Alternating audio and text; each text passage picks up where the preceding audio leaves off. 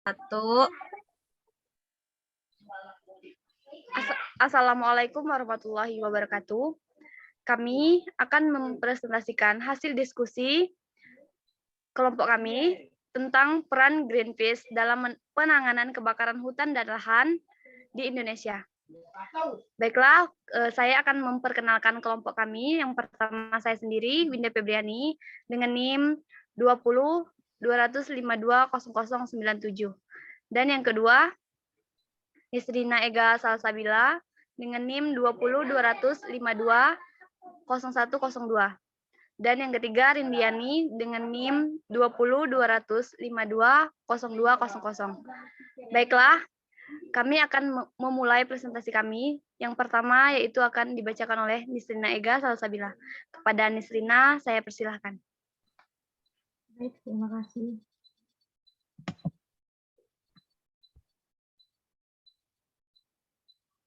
Pengertian Greenpeace.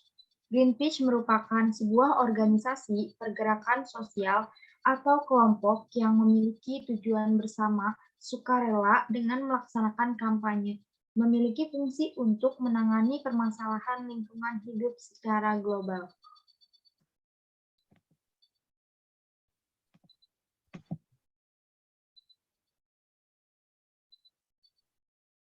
Peran Greenpeace dalam penanganan kebakaran hutan dan lahan atau Kartula di Indonesia.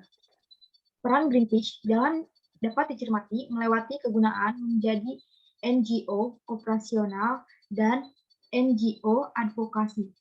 Menurut fungsi menjadi NGO operasional, Greenpeace merancang dan mengimplementasikan acara konkret pada upaya proteksi hutan supaya terhindar menurut Kartula, misalnya pembentukan tim cegah api dan peluncuran carbon stock atau HCS yang bisa digunakan bagi perusahaan buat berkomitmen pada mencegah deforestasi. Dalam kiprahnya menjadi NGO advokasi, Greenpeace aktif melakukan kampanye buat menghipnotis kebijakan pemerintah terkait menggunakan pengelolaan hutan. Kampanye tadi antara lain merupakan kampanye kepo itu baik dan kampanye hutan tanpa api. Dan menurut kampanye kepo itu baik muncullah peta kepo hutan.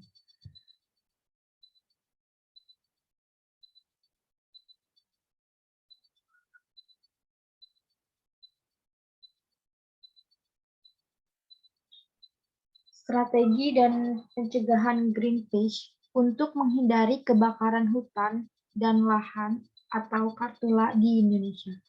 Greenpeace mengajak pemerintah dan perusahaan untuk melakukan langkah-langkah untuk mencegah kebakaran hutan dan lahan, yaitu yang pertama, pencabutan pasal-pasal yang diperdebatkan karena melonggarkan pengukuhan hukum berdasarkan kasus kebakaran hutan, serta pula membagikan impunitas lebih terhadap perusahaan-perusahaan yang melanggar hukum. Yang kedua, perusahaan-perusahaan seperti kelapa sawit, serta bubur kertas harus segera berhenti mengurangi penggunaan api di dalam praktik-praktik pengelolaan lahan mereka. Yang ketiga, baik pemerintah maupun perusahaan kelapa sawit dan bubur kertas harus meningkatkan upaya pencegahan kebakaran mereka secara drastis dengan cara pemulihan ekosistem dan lahan gambut. Yang terakhir, yang keempat, yaitu perusahaan dengan kebakaran di lahan mereka harus melaporkan dan terbuka terhadap publik dengan hasil penyelidikan terkait verifikasi dari kejadian kebakaran dan asal-muasal kebakaran terjadi.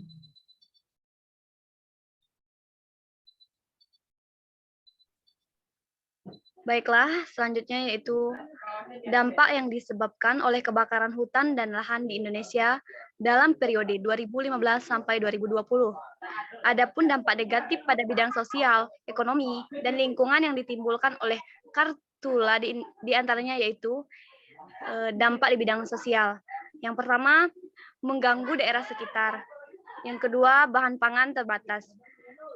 Adapun di bidang ekonomi juga mengalami dampak. Yang pertama yaitu aktivitas perekonomian masyarakat terhambat, transportasi terhambat, aktivitas pertanian masyarakat yang terganggu, dan yang keempat, produktivitas yang menyusut. Selanjutnya yaitu pada bidang lingkungan.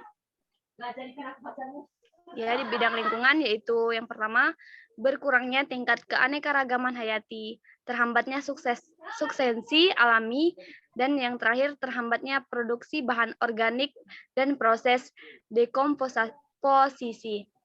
Dan yang terakhir yaitu dampak pada bidang kesehatan. Ini jelas timbul karena kebakaran lahan, hutan dan lahan ini. Yang pertama yaitu timbul karena ibu hamil dan anak balita seperti infeksi saluran pernapasan akut atau yang sering disebut dengan ISPA, dan lanjut usia, bronkitis, asma bronkial, pneumonia, iritasi mata, dan kulit. Selain itu, diduga kebakaran hutan dapat menghasilkan racun dioksin yang dapat menyebabkan kemandulan bagi wanita dan menimbulkan penyakit kanker.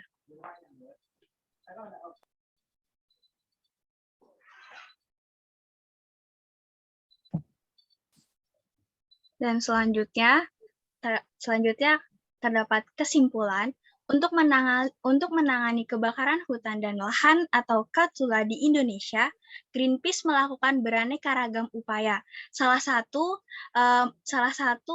menggerakkan aktivitas peduli lingkungan tersebut berwujud lembaga lingkungan yaitu Greenpeace, dan Greenpeace pun menjadi aktor non-negara berwujud organisasi non-pemerintahan atau NGO yang tidak disungsung oleh pemerintah sendiri.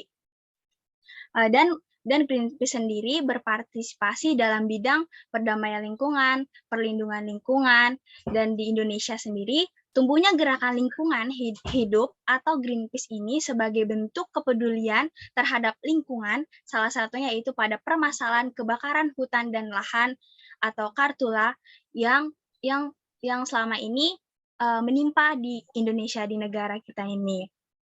Dan yang selanjutnya ada rekomendasi atau saran. Sebaiknya kita semua sebagai masyarakat Indonesia wajib siap siaga untuk menjaga hutan yang dimiliki dan hutan yang dilindungi dengan baik agar mengurangi dampak kerusakan yang terjadi akibat faktor kebakaran hutan dan lahan, sehingga kerugian terhadap kerusakan alam dapat diminimalisir. Jadi, sebaiknya kita menjadi masyarakat yang baik dan kita tidak merusak hutan dan lahan agar tidak terpicunya atau menimbulkan kebakaran dan akan merusak hutan dan lahan Indonesia.